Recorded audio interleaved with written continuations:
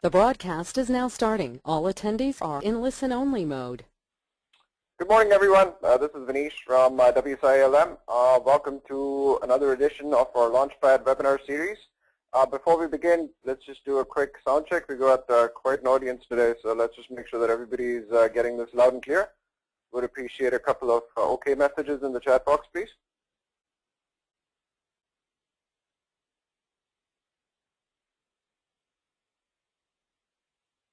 Terrific. Yeah, getting a lot of OKs. Appreciate that. Thank you so much. All right, so I'm doing a little bit of a solo act today. My partner in crime, Armando, is away on the cottage, so no worries. We'll slog it out while he's having fun. We grab him next week. All right, so this week's LaunchPad webinar edition has a few different topics that we're going to be addressing extensively. And of course, the big buzz, which is Google's latest update, is something that we'll be covering straight off the bat. I know a lot of you have signed up to get some more information about this update. So that's something that we'll be covering straight off the bat. There's a lot of stuff, interesting stuff in there that's happening. Got a really cool tool that we'll be discussing this week. It's with regards to content. So if you're struggling for content ideas, then this tool is definitely for you. So I suggest you stay tuned for the Tool of the Week review that we'll be doing towards the end of our webinar. And of course, followed up by our regular Q&A session. Okay, so let's begin. Everybody's been talking about this. The latest update from Google hit the industry, I'd say, probably about 4 or so days back. So this is just straight latest off the press news. So we thought we'd do a couple of slides as far as updating you on what the Google updates, the latest updates all about, how it got its name, who named it, and an interesting name chosen. And what do you really need to know as far as this update is concerned, what you need to educate your clients and your prospects on. So Google's latest update, it's now been termed as the Pigeon update, and this name was given to it by the team at Search Engine Land, Barry Schwartz in particular. So he coined this term, the Pigeon update, and the reason why he coined the term Pigeon for this particular update is because just like pigeons, they have really great navigation skills and they know how to come back home. This particular update that Google's done is more so their way of bringing local closer to their web search results. That's the reason why Barry kind of came up with this whole term of the Pigeon update. Now, what do you really need to know as far as this update is concerned? So the first thing that you need to know is that this update is only impacted local. So only your local results have been impacted, and that includes Google Maps and Google Web Results. Okay? So it has not impacted the organic results at all. It's only impacted your Google Maps and your Google Web Results, the local pack and the web results. That's really where the update is taking place. The second thing that you need to be aware of is that according to Google's official release, they haven't really done a full complete release as far as this update is concerned. So they've left quite a few people in the dark as to what this update is all about. But in a communication, they've mentioned that this update that's been done is tying in deeper into Google's web search capabilities. So what they're trying to do is that they're trying to bring in the local algorithm more closely matched with the standard Google algorithm that ranks the organic results, including the knowledge graph, et cetera, and all the other advantages that they have as far as the regular searches are concerned. So they're tying this particular update so that the local algorithm is more closely connected with their standard Google organic algorithm. The other thing that we need to be aware of is with regards to the distance and location ranking parameters. So this particular update addresses the distance and the location parameters in terms of the local rankings. So the closer that you are to the distance or the location of the query that's actually being typed in, the closer that your result is, the better your chances of ranking. So these are the 3 major takeaways as far as the overall update is concerned. Now let's take a look at what the impact has been in the industry. It's still pretty early days. The industry is still kind of looking at as to how this has impacted the industry overall. But there's a few things that are coming out, and that's what we're going to be showcasing and talking about today. So one of the first things that's come out of this update is that the local directory sites like Yelp, TripAdvisor, all the local directory sites, the bigger directory sites, are now getting better visibility in Google. So this is a major impact because prior to this update, you did not have the local directory sites ranking as well. I mean, they were still doing well, but they weren't ranking as well. And I'm going to give you a couple of examples so you'll see as to what I mean, in terms of they weren't ranking that well.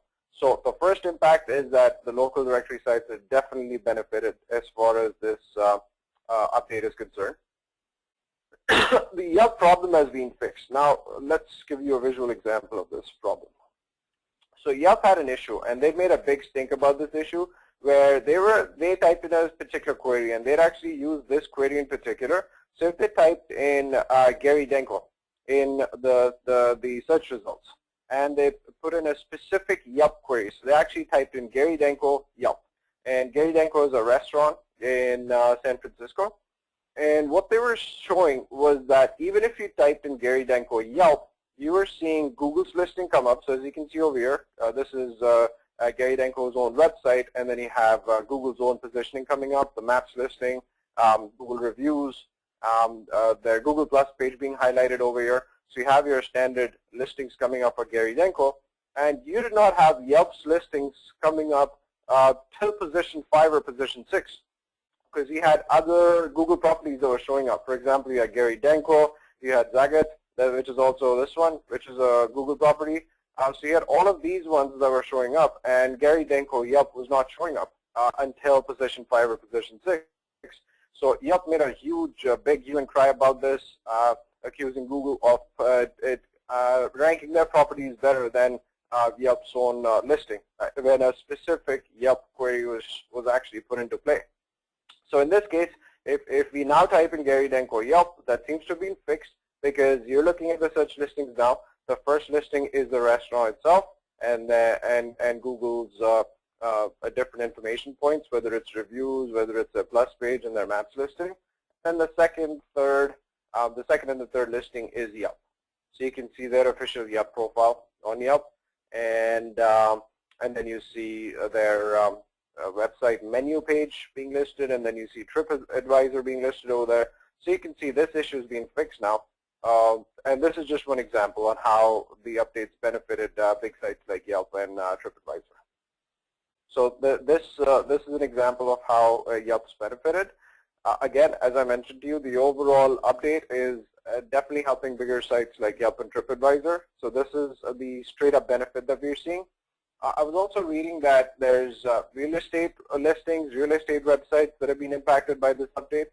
Again, we'll keep you posted on that. We'll see how the industry is reacting, and plus what kind of case studies are coming out, so we can keep talking about this in our next LaunchPad webinar next week on Tuesday. And all of this points us to the fact that Barnacle SEO is a wise strategy to be investing in.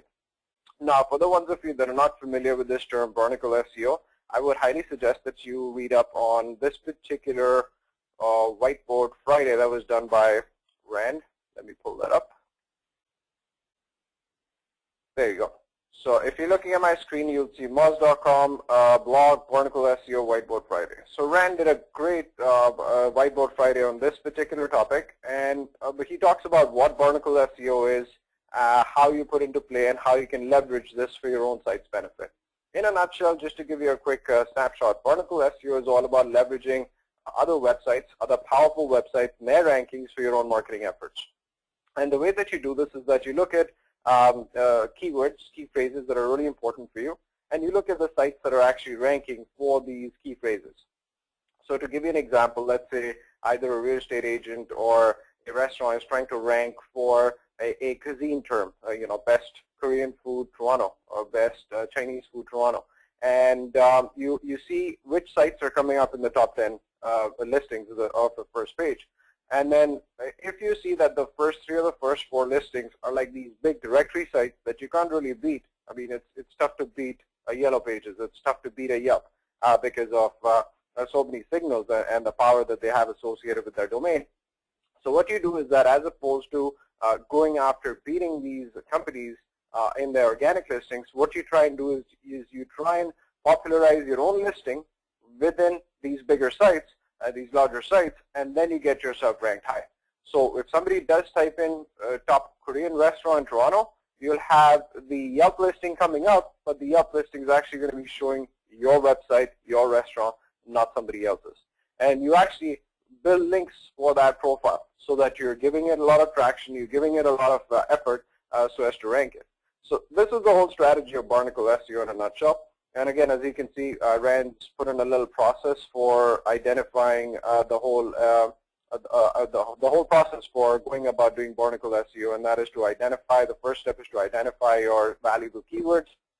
The second step is to list the sites that are ranking well, or the pages. The third step is to identify the opportunities, either for links or content shares, business development, partnering up, advertising, or social sharing, and then go ahead and execute. So this is the process for Barnacle SEO. Again, I suggest you take a look at this Whiteboard Friday session. He's gone quite extensively, quite at length and detail. He's given an example of the Oregon Shakespeare Festival and a website that wants to rank and shows how Barnacle SEO could potentially be utilized for them and how they can get themselves to rank high utilizing this tactic. And again, the benefit with Barnacle SEO is that with an organic strategy, you're only concentrating and focusing on your domain. So you'll just primarily get your one domain, one page to rank. However, with Barnacle SEO, you can get multiple listings on the first page of Google through these other sites that have your listing within their site showing up high in the search rankings. So a great strategy to go after, and especially with this particular update that's taken place, Barnacle SEO is again a wise strategy to invest in, because we're seeing the benefit of sites like Yelp, TripAdvisor, and these rating sites getting better visibility in Google.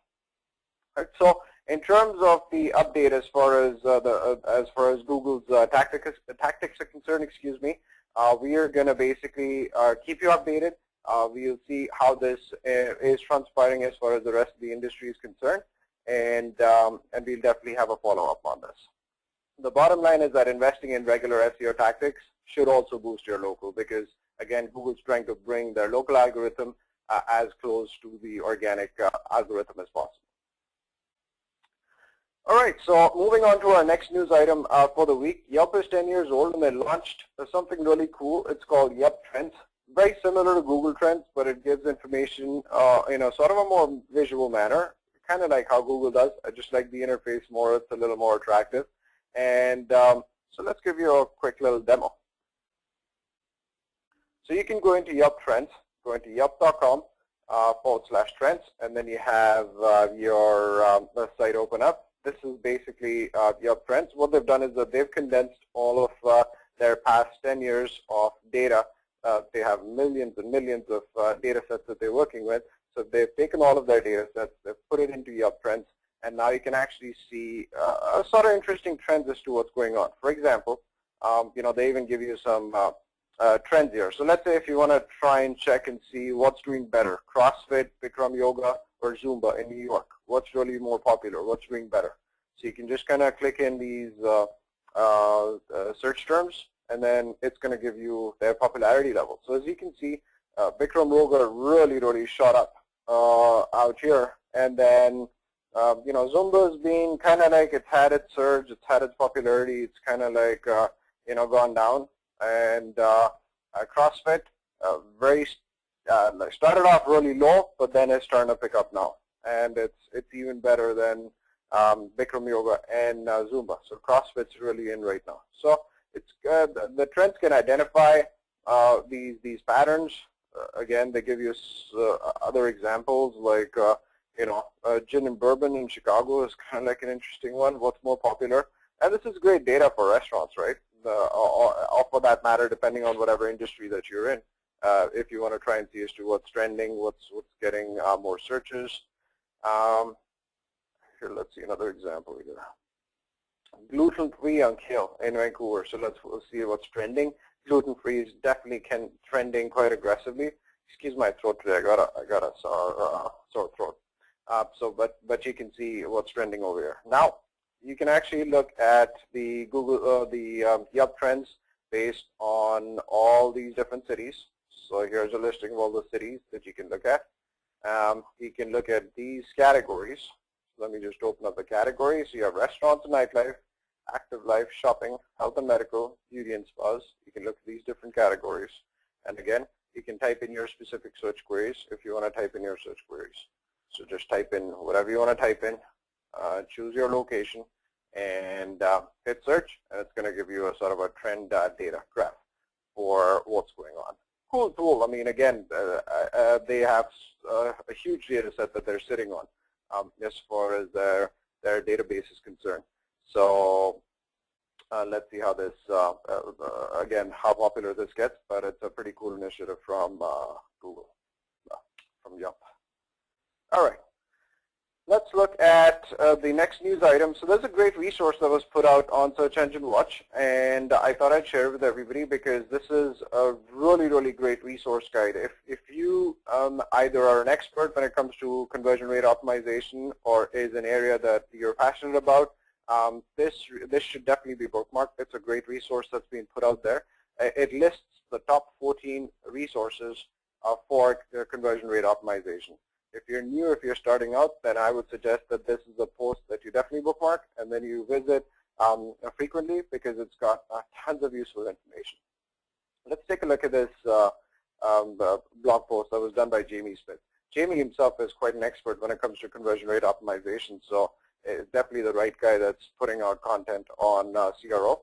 So the first the guide that he really identifies as a beginner's guide to CRO. It was put out by a company called Quarterloo, and again, a fantastic a beginner's guide. I've read it chapter to chapter, page to page. It's a great guide, so I really suggest that you definitely start off with Quarterloo's guide. Another one that I would suggest that you start off, sorry, I'm kind of jumping the points here, is the Definitive Guide to CRO by QuickSprout. QuickSprout is Neil Patel's blog, and he puts out really good guides. And the Definitive Guide to Conversion Optimization is no different. It's a great visual guide. It's fantastic. So I suggest that you take a read at this as well. So I would say that the top two sources to start reading up on conversion rate optimization would be the Quarterloo guide, which is right here, and the Neil Patel guide, which is the Definitive Guide to Conversion Optimization. So these are two areas that you would start off. And then I would also have you bookmark these following resources. The Conversion Rate Experts blog, this company I would say is hands down one of the best companies on the planet that's doing CRO. They work with the likes of Moz, Apple, Google, Sony, Facebook, you name it. That's all the brand names they work with, Kissmetrics, again, any top companies that come to mind. They're based out of the UK, a great company to work with, take clients on an invite-only basis. And they are expensive, but they get the results, they get the job done. They have created this infographic here on the 9 steps that they follow for their conversion optimization for their clients. I thought I'd quickly bring this up because this is a really cool infographic. And this was done by Crazy Egg Kissmetrics along with CRE, the company. Again, this is the CRE methodology. This is what the Conversion Rate Experts follows. The first step is to determine the rules of the game, understand existing traffic sources, understand your visitors, study your marketplace, expose the hidden wealth in your business, create a strategy, an experiment that you want to test out, design your experimental web pages, carry out experiments, and transfer your winning campaigns into other media. So just a great read, and their blog is phenomenal. They have so much of information on CRO that is just going to blow you away. Like, you can spend a whole bunch of time just going through their blog and their case studies, their articles, their learning center, just fantastic stuff. So going back to the other stuff that's listed out over here, so we had mentioned the Definitive Guide to Conversion Optimization by Neil Patel already, which is great. This is one of my favorites, Which Test Won. Again, as a marketer, love this website. You should bookmark it. It's a great website. Let's see what's going on right now. So if we actually go there to this particular site now, it's just loading up. So Which Test Won is a web resource that actually lists out a whole bunch of different case studies and tests on what's worked, what's not, and they have a weekly test. So as a marketer, you can actually look at different tests that are going on and then test your skill set. So for example, right now they're running this particular test where they're asking you, they have 2 pages, landing pages, one's with the animation, one's without the animation. And then they're asking you to guess and see as to which animation is working better, which page is working better based on your gut feel. You can vote version A or version B, or if you don't want to vote, you can just go on, click, and see the results without voting. So let's get a couple of answers in here. What do you think is doing better? Version A with the animation, with the voice, or version B just plain Jane, no animation, just the actual landing page itself? Let's get a couple of answers. All right, great. Getting some good participation here. All right, bit of a mix. All right, John, stop screening the results there.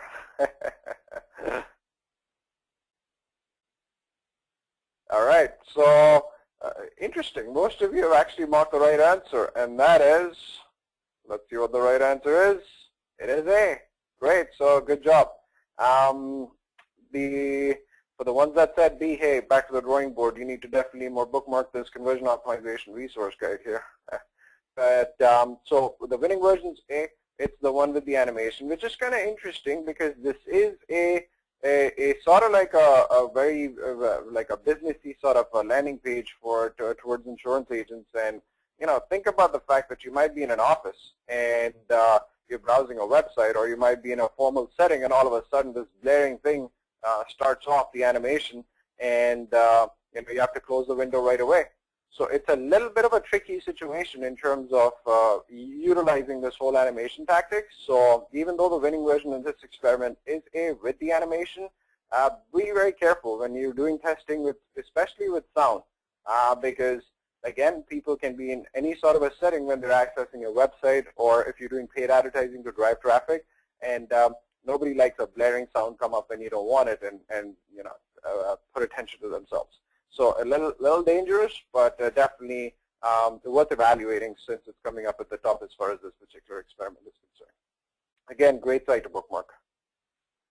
Going on, so they have the SEO Gadget Guide, which again is a great company, puts out a lot of good information as far as CRO is concerned. Kissmetrics has, I would say, the mother of all case study blogs that they've actually put together in their website. There's 100 different case studies in the Kissmetrics blog post. Yep, there is 100, and you can actually look at different industry verticals, see what worked, what didn't work, and then incorporate that same tactic for your clients. Visual Website Optimizer, a great company. They have a very useful tool when it comes to A/B split testing, and they have a lot of case studies as well, so good to look at. Unbounce is great. Unbounce is founded by Ollie Gardner, who is the CEO of that company. Again, a great software, and he's regarded in the industry as definitely one of the experts when it comes to CRO. Wider Funnel is great. Again, it's a blog that talks about CRO. Lots of good content that's being put out there. Content Verve again, another company. Lead Pages. You definitely want to bookmark Lead Pages for the simple reason they actually give you a really, really cool insight into some of the landing page templates that are working really good. So let me see if I actually have this open right now.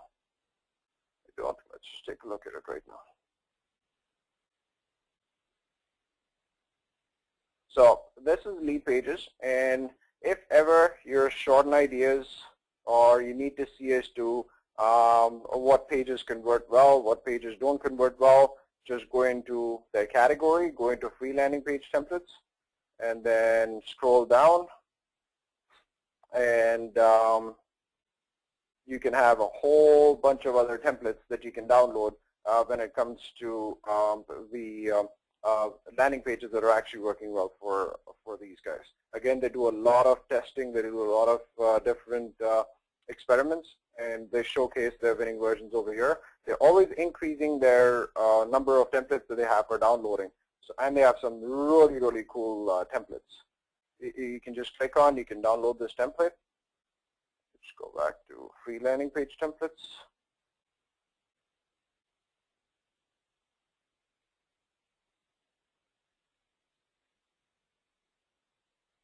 So as you can see, they have some pretty cool funnels that they've created with their landing pages. So again, bookmark this page. This is great. You can download a whole bunch of different templates, and their landing pages are fantastic. Again, if something works, why develop or design it from scratch when you have something you can actually use over here? All right, so going back to this article here, that was pretty much it. And then the last company that we would suggest that you also take a look at is the Optimize Me blog. They're all about CRO. There's some great content they put out on CRO. Again, if you're passionate about this particular topic, then I would suggest that you bookmark this particular blog as well. A lot of good information. So again, just to summarize, this is a great post for people that are passionate about CRO, and these resources that have been summarized here are just fantastic resources if you want to really dive deep into CRO and get a good handle on it. All right, so going back to our next news item, here's another infographic that was produced by HubSpot. This is one of the best infographics that I've ever seen come out when it comes to Google's ranking factors. So it's been widely said in the industry that Google has over 200 different ranking factors when it comes to their algorithm and putting the organic listings together. Nobody's ever actually put the entire 200 together in one spot, except for, I'd say, the Moz's annual survey that surveys over 300 experts in the industry and then puts together their list of factors that they feel are responsible for the organic rankings. So here's a list that's been compiled by HubSpot. And it is just a mind-blowing list. It's actually put up on K2 as well. I saw that list come up on K2, so it's making the rounds, it's getting out there, and it's getting the attention that it deserves because there's a lot of work and effort that's gone into this list. If you're passionate about SEO, as our company, I would suggest that you actually take a print out of this and put it up, pin it right in front of you so that you're looking at it at all times, because this really summarizes all of the ranking factors that Google's looking at when it comes to this list. So let's take a quick look at this list. All right, I'm just going to close this here. You don't need this. Okay, so this is the list right here. So it's done by Sam Kuznets. He's the author of the actual blog that accompanies this. And then you have this listing that's been, got a Mozilla crashed. Just got to open it up again. Bear with me. Okay, got it. Great. So let's look at this listing. So it starts off, again, really, what's going on here? Let's just open up Chrome to be on the safe side.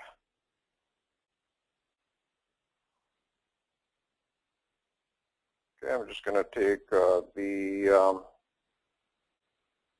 link once again and put it up. My apologies, bear with me.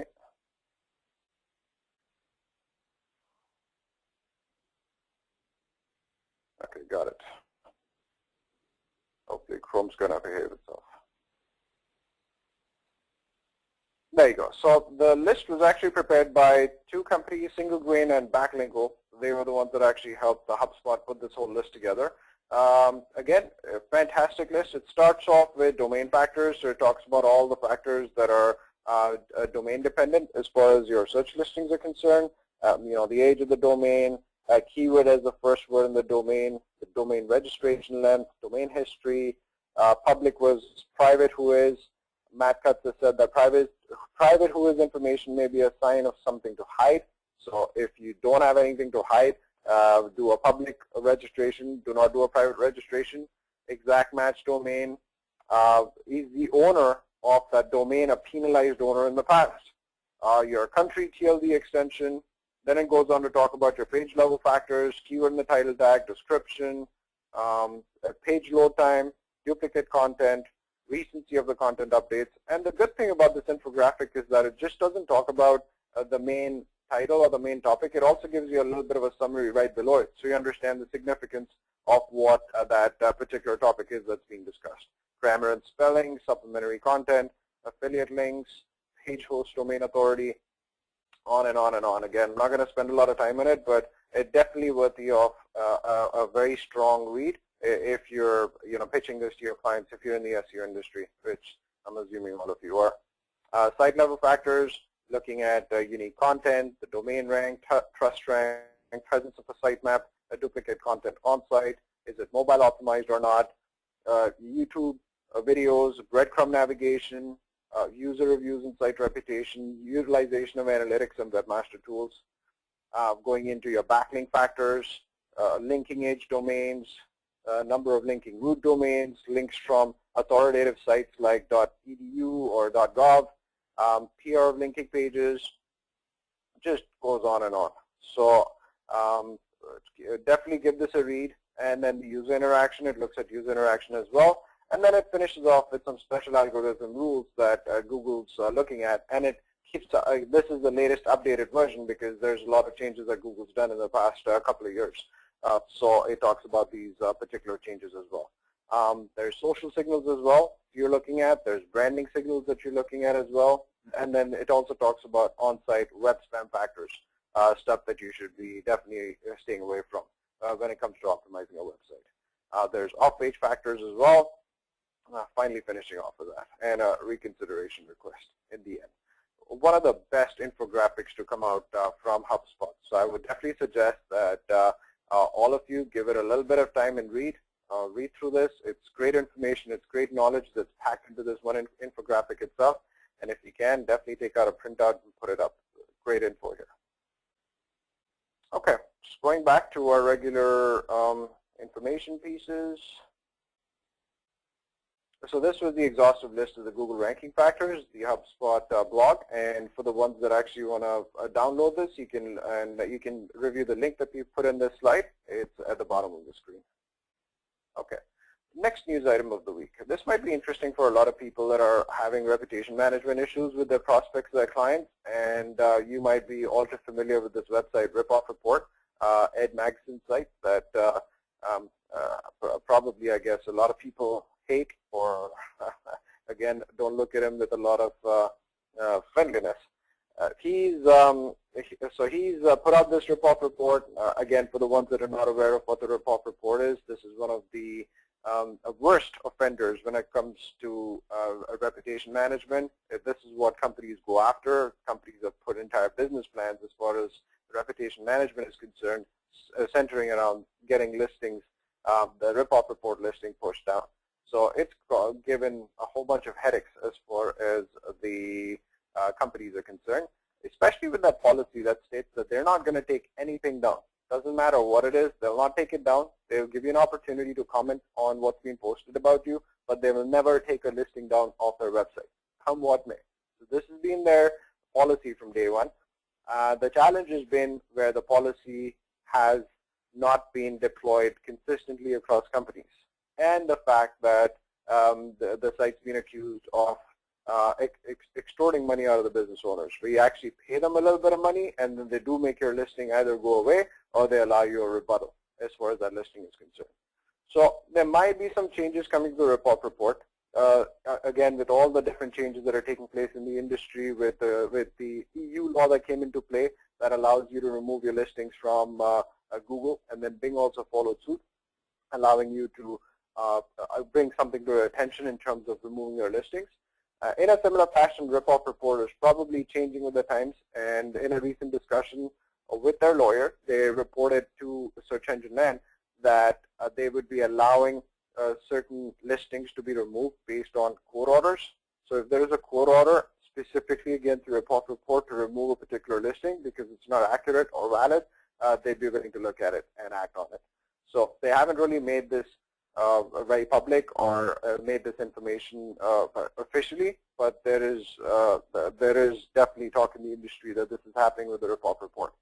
But again, it's still a very lengthy process. If you do want to get something taken off here, then you have to go through the court. You have to win the court case for your client or your company, and then go to the Ripoff Report with that jurisdiction and then get your listing removed. Still a pretty lengthy process, but as we can see, the times are changing. They're now bending over their policy, which initially was, we are not going to do anything. It does not matter who tells us what to do. We're not going to get your listing off our website.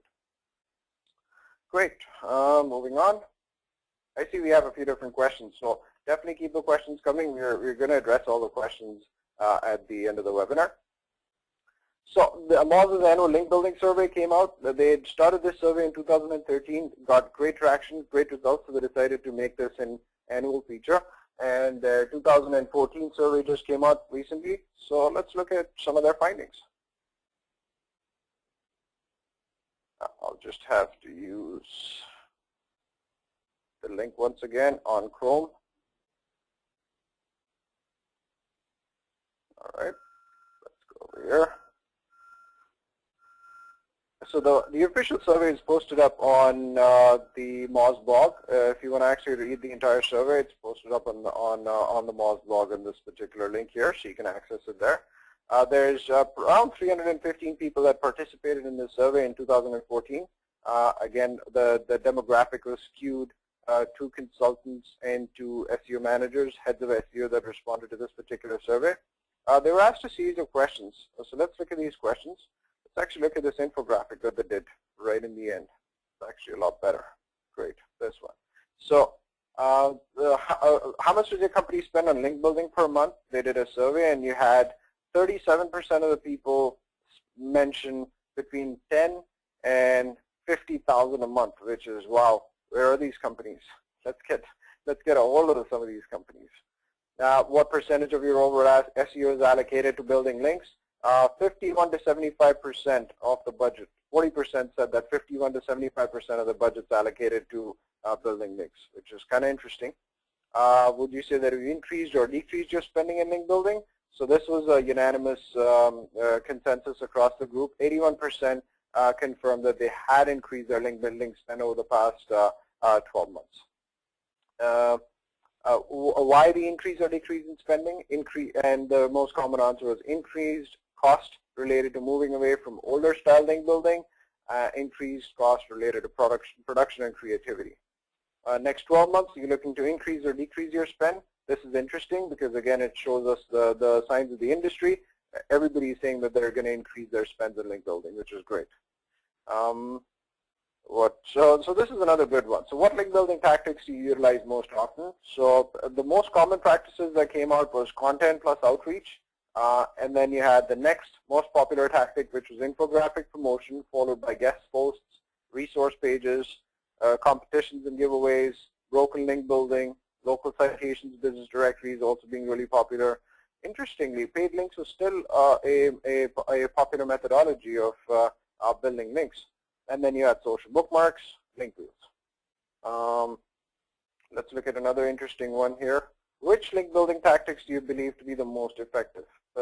Again, a unanimous answer was content and outreach, infographic, broken link building, local citations, local business directories, resource pages. So these ones came out at the top. Which link building tactic to be the least effective was article directories. No surprise. The article directories definitely have lost their flavor over the past 2 or 3 years, with Google showing not a lot of preferential treatment for them and de-indexing a lot of the article directories. So no surprise, that was the #1 least effective tactic for building links, which was article directories, followed by social bookmarks and forum profiles. And then you had web directories, link wheels, blog networks, etc., etc. Which link building tactics do you consider most harmful for your website? At the top 2, no surprise, one was paid links, which surprisingly a lot of folks are engaging in, as we saw in the other slider there. And then you have article directories, which again was being utilized quite a bit. So definitely be careful of these 2 tactics. So these were some of the big highlights as far as this year's survey is concerned. I read through the comments. There's some great comments in here as well. If you have some time, read this whole article. There's some great takeaways when it comes to link building, and it's an annual survey. Again, it's not an exhaustive survey. It's only about 315 people in the industry that have taken this survey and given you their thoughts on link building. But again, it's sort of like gives you a good idea of what the industry is doing when it comes to this particular tactic. All right, so coming to our tool of the week section, a lot of us struggle with topics for our clients because content creation, content generation becomes so important when it comes to SEO. We are always putting out topics we have and in different frequency and different intervals. At some point in time, there is this, I would say, the writer's block that comes into play where you're just kind of baffled for ideas and you have no idea what to write about. And that's where HubSpot's blog topic generator comes into play. The reason why I really like HubSpot's blog topic generator is because not only does it give you the benefit of putting out giving you ideas, but it actually gives you fantastic titles for your blog topics. And I'm sure this is a struggle that every one of us has at some point in time when it comes to looking at the topics for our clients. So just to give you an example, let's see how this works. So you go into this URL, and the URL is on our presentation as well. So you go into this URL here, and then you just type in 3 nouns that are related to your client. Okay. So let's say we're looking at one of our clients, Best Displays. They're a trade show booth display manufacturer based out of Toronto. So let's say one noun is their name. Then let's go trade shows, and then let's go in with one of their products. That's banner stands. And let's see what it gives us. Then you just hit on give me blog topic ideas, and it's actually going to populate a week's worth of blog topics for the ideas and for the nouns that you put together. Look at some of the topics that come up. The worst advice we've ever heard about Best Displays. Well, I wouldn't say Best Displays, but maybe trade shows. But it kind of sparks an idea that you could potentially be writing about. Why we love trade shows, and you should too. 20 myths about banner stands. 7 things about Best Displays your boss wants to know. Again, not technically correct, but it kind of sparks an idea in terms of what to write about. And 15 best blogs to follow about trade shows. Again, this is sparking an idea. You can try it again. So let see if it actually gives you. Yeah, it is. Yep, it's actually giving you some different topics. How to solve the biggest problems with trade shows. I probably do with attractive banner stands or something like that. 5 tools and everyone in the banner stands industry should be using. Think you cut out for doing trade shows? Take this quiz. So as you can see, it kind of gives you sort of like a nice idea of some of the topics that you could be writing about. Not 100% accurate, but it sparks the creative instinct once again, and you can come up with ideas on what to write about for your clients. Great tool, especially when you're struggling for topic ideas. It's the HubSpot's blog topic generator, and that's our tool of the week. Great. Let's actually look at some questions now. Just going to go to our slides.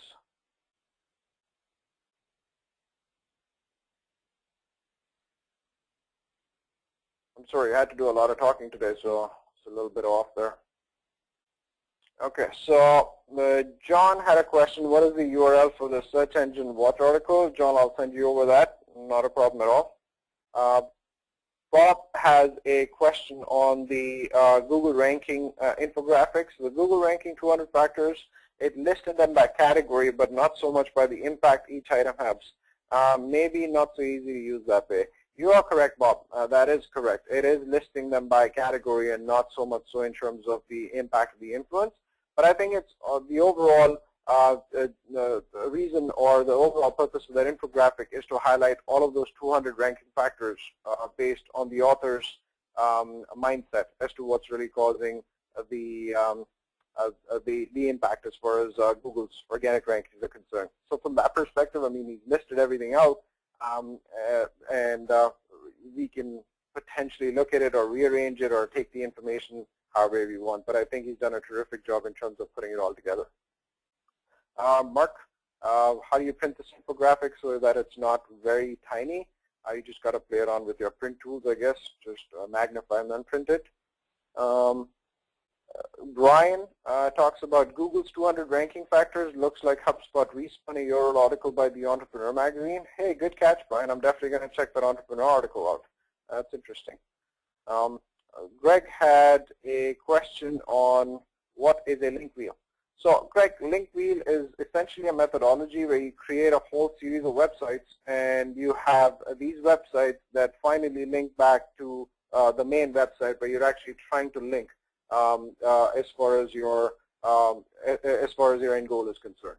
So you'll have website A, and then you'll build a whole bunch of different websites around this particular website and have each of these websites linking to each other, thereby sort of like creating a wheel effect where you have everything linking to each other, and that's called a link wheel.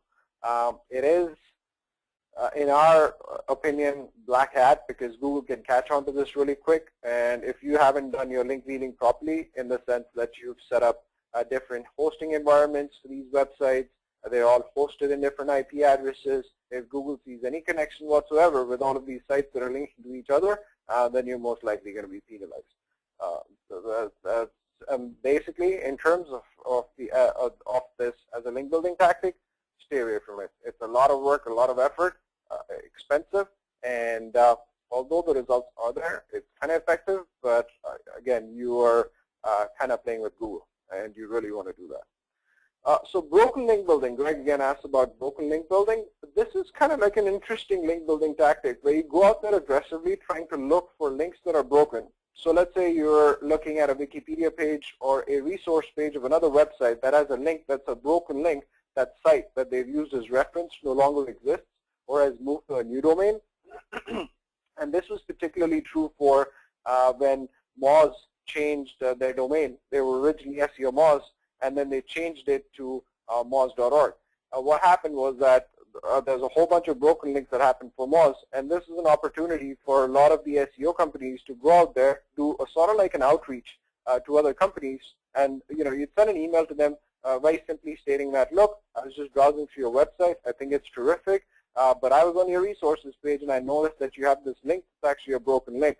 Would you mind replacing this broken link with our link? Here's our link that also provides similar information that you had originally, but the link's now broken. And here's all the reference sources as far as our link is concerned. So the idea is you identify a broken link first, and then you try and push your resource page or your link or your client's link in order to replace that broken link in that page. And then you just sit back, fingers crossed, hopefully the webmaster looks at you positively and your link positively. More often than not, the people definitely reply back, say, thank you for identifying the broken link on my website, and as a courtesy, I'll definitely put up your link. That's kind of like what the expected response is. Again, the broken link building tactics getting utilized quite aggressively in the industry, and it's going pretty much the direction of what reciprocal linking or link requests went to. I mean, how many link requests do you really get now? But if you think about a couple of years back or 3 years back, at least I'd be getting probably 50 to 100 link requests a day from any company and any industry that you could potentially even think of. Everything was coming in terms of a link request. And then finally that thing died out because the returns just weren't there.